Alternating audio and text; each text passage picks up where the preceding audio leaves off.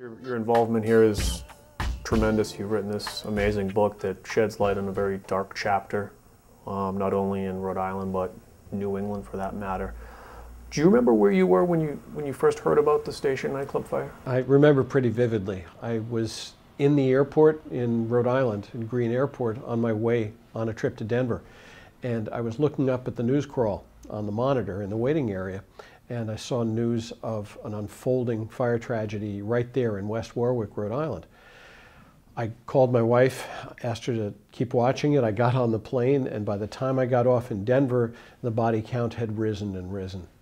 So John, how did you first become involved with the Station nightclub fire, and when was that?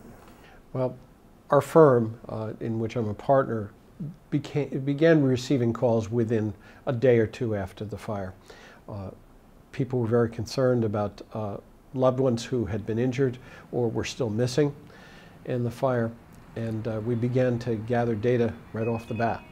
A lot of these people, really most of them, are middle-class people, and the loss of a loved one and a wage earner was of critical importance to them. John, why did you write this book? It came about probably 5 years into my representation of victims of the Station fire.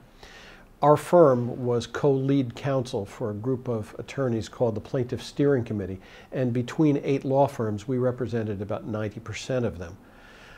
It became clear to me about 5 years into the litigation that once the criminal matters had resolved without trials, and if the civil matters were to resolve without trials, all of the facts and data that we had gathered would soon be forgotten if it weren't pulled together into a readable whole.